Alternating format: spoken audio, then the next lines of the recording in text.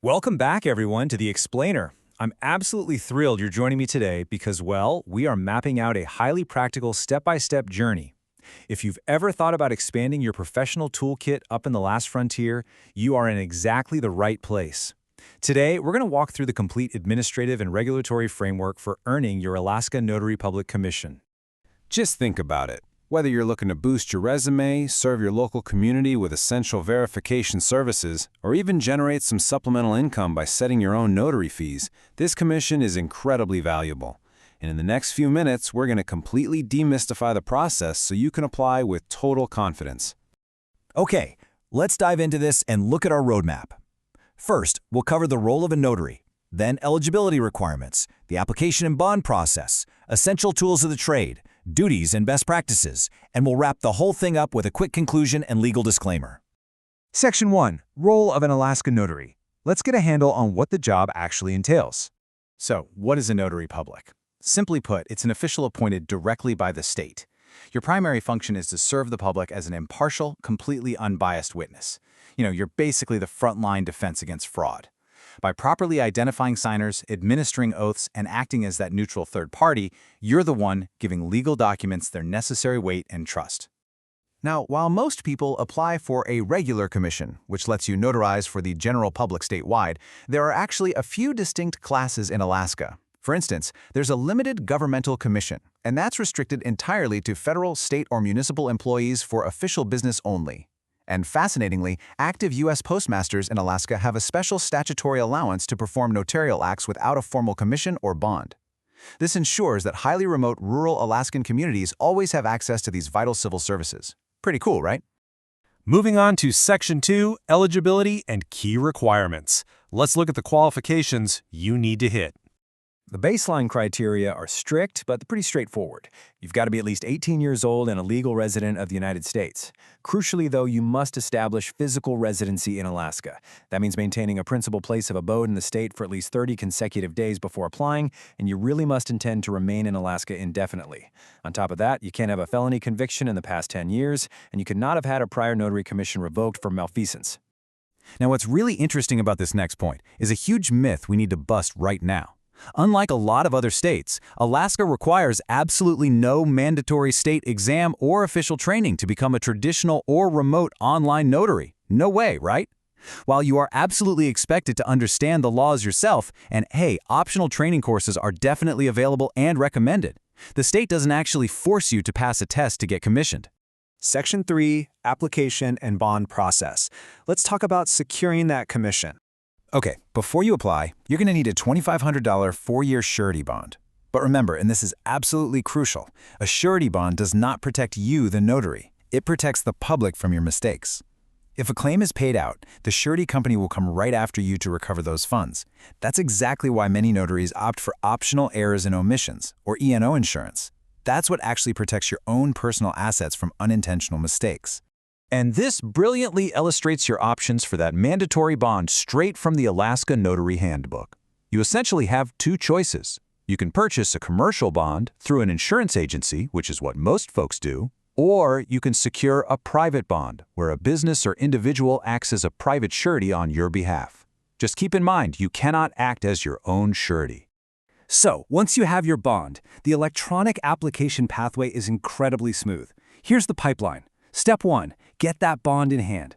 Step 2, log into the online notary database using your MyAlaska account and fill out your details. Step 3, the system will email you a customized oath of office. You have to print this out, sign it in the physical presence of an active notary public, and have them notarize it. Finally, Step 4, you upload that notarized oath back into the portal and pay the non-refundable $40 application fee. So the crucial point here, and a major warning, is about your address. When you fill out your application, you absolutely must provide a physical residential address. P.O. boxes are strictly prohibited for verifying your residency, and using one will literally cause your application to be rejected.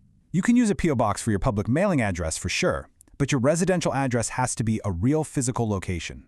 Once the Lieutenant Governor's Office receives your complete application, that notarized oath, and the $40 fee, processing is actually pretty swift. If you're approved, you'll first get an automated email containing your digital commission certificate. A nice, high-quality physical certificate will follow in the mail a couple weeks later. All right, Section 4, Essential tools of the trade. Time to gear up. First things first, you need your official notary seal. Alaska law dictates some pretty strict dimensional formats for this. It must be an inking stamp that is either circular, with a maximum of 2 inches in diameter, or rectangular, maxing out at 1 inch by 2.5 inches. Plus, it has to leave a photographically reproducible impression. Also, note this down. Your seal is your exclusive personal property. Even if your employer paid for it, they cannot confiscate it if you happen to leave your job. Your second essential tool is your journal. And there's a very specific rule from House Bill 124 you need to know. Even if you perform notarizations electronically, Alaska law absolutely mandates that you maintain at least one physical, tangible, meaning bound paper journal. This guarantees a permanent physical log always exists, just in case your electronic systems ever crash. Let's move to Section 5, Duties and Best Practices, and see how this builds into ethical notarization. Now, a very common question we get is about fees. Unlike states such as California or Florida that have these strict $10 or $15 limits per signature, Alaska actually allows notaries to set their own reasonable fees. However, the best practice and a strict regulatory requirement is transparency. You are legally required to inform the signer of any fees well in advance of the appointment. All right, here is a major practice rule that catches a lot of beginners totally off guard. Alaska notaries are strictly prohibited from directly certifying photocopies of documents. You literally cannot look at an original, oversee a photocopy, and stamp it as a true copy. Instead, you've got to use what's called the copy certification by document custodian process. That basically means the document owner writes a sworn statement that the copy is true, and you notarize their signature on that statement. For every single act you perform, your journal entries must be absolutely meticulous. You need to record the date and time, the type of act, a description of the document, the signer's info, the identification method used, and any fee you charged. And here is the kicker. You are legally mandated to securely retain this journal for a minimum of 10 years following the last recorded act. Yes, 10 years, even if you retire or resign your commission. Which brings us to Section 6, Conclusion and Legal Disclaimer. Wrapping things up, remember, your new commission lasts for 4 years. And while Alaska doesn't force you into continuing education, staying updated on state laws before your 4-year renewal is highly, highly recommended. Now, as a responsible explainer, I do have to note that this presentation is for educational purposes. State regulations and administrative processes, well, they do change.